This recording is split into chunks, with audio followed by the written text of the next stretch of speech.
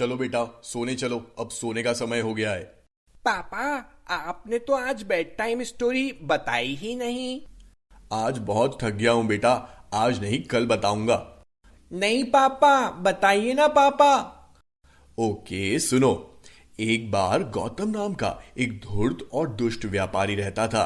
उसने एक गरीब आदमी को धोखा दिया और उल्टा उसी को फंसा रहा था। विवाद राजा तक पहुंच गया। मंत्रियों के सामने अपनी बात साबित भी कर दिया चालाक गौतम ने। बेचारा वो गरीब आदमी आंसू बहा रहा था। अचानक राजा ने कहा, गरीब आदमी को सोने के सिक्के का इनाम दो। गौतम ने आश्चर्य से राजा की ओर देखा। राजा मुस्कुराया और कहा, क्या तुमको ये चेहरा याद है पुराने दोस्त? हैरान गौतम ने कहा, मेरे स्वामी आप गलत हैं, मैं तो बस एक व्यापारी हूं। राजा गौतम की ओर आगे बढ़ा और बोला, मेरे चेहरे को गौर से देखो। गौतम को लगा कि उसकी रीढ़ की हड्डी में कपकपी सी दौड़ रही है। वो ऐसे खड़ा हुआ मानो बेहोशी में हो। एक बार की बात है, गौतम और मणिकुंडला नाम के दो दोस्त रहते थे। गौतम दुष्ट, चालाक और बुद्धिमान था, लेकिन मणिकुंडला स्वभाव से सरल और ईमानदार था। मणिकुंडला बहुत अमीर था। एक बार गौतम ने कहा, हमें पड़ोसी राज्य में जाना चाहिए और व्यापार करना चाहिए। आप अपने धन को कई गुना बढ़ा सकते हैं। मणिकुंडला ने कहा, मेरे पास पर्याप्त से अधिक धन है। पर गौतम ने उसे मना ही लिया और मणिकुंडला को पड़ोसी राज्य में व्यापार करने के लिए राजी कर लिया। वे दोनों एक सुंदर से जंगल के रास्ते से यात्रा कर रहे थे। अचानक गौतम ने मणिकुंडला पर हमला कर दिया और उसे चाकू मार दिया और वो उसका पैसा लेकर भाग गया। मणिकुंडला मूर्छित जमीन पर पड़ा रहा।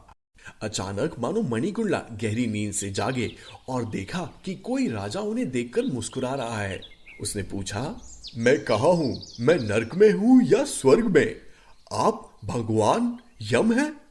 उस आदमी ने कहा, मैं एक यात्री हूं जो जंगल में प्राचीन मंदिर के दर्शन के लिए इसी रास्ते से गुजर रहा था और आपको देखा। उसने मणिकुंडला से पूछा कि कौन हो तुम? मणिकुंडला ने उसे पूरी कहानी बताई।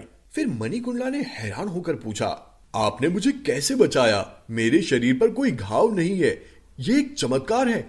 आप कौन है? वो आदमी मुस्कुराया और बोला, बहुत समय पहले राम रावण युद्ध छिड़ा था। इंद्रजीत ने लक्ष्मण पर नागस्त्र का वाहन चलाया था। लक्ष्मण मरणासन अवस्था में गिरे पड़े। हनुमान जी ने गंधमदन पर्वत के लिए उड़ान भरी और विशाल कर्णी संजीवनी बूटी लाए जो सभी बीमारियों को ठीक कर सकता था। लक्ष्मण को पुनर्जीवित किया गया। मैं राम की तरफ से लड़ रहा था, इसीलिए मुझे गुप्त जड़ी बूटी का ज्ञान हुआ और मैं इसे हमेशा अपने साथ रखता हूं। मणिकुंडला ने बताया, लेकिन ये युद्ध बहुत पहले था, आप इतने लंबे समय तक कैसे जीवित रह सकते हैं? वे आदमी मुस्कुराया और कहा, मैं अमर विभीषण हूं। विभीषण ने मणिकुंडला को जड़ी बूटी और दिया और अलविदा कहा। मणिकुंडला ने अपनी यात्रा जारी रखी। मणिकुंडला जंगल के पास महापुर नामक नगर में पहुंचे। वहां वह काम करने लगा और वहां रहने लगा। एक बार महापुर के राजा की बेटी बहुत बीमार हो गई। उसने घोषणा की, जो कोई भी उसकी बेटी की बीमारी को ठीक करेगा वो उसका दामाद बन जाएगा।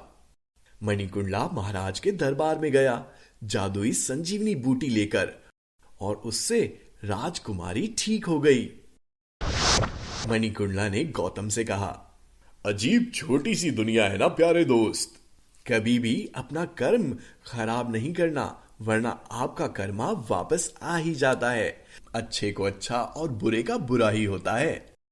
प्यारे मित्रों, अगर आपको हमारा ये पौराणिक यानी हिस्टोरिकल कहानियों की सीरीज अच्छी लग रही है तो प्लीज चैनल को लाइक, सब्सक्राइब और शेयर जरूर करें। और हाँ, बेल आइकन के बटन को भी जरूर दबाएं ताकि जैसे ही कोई नई स्टोरी रिलीज हो तो आपको नोटिफिकेशन मिल जाए और आप एक भी कहानी मिस ना करें। धन्यवाद।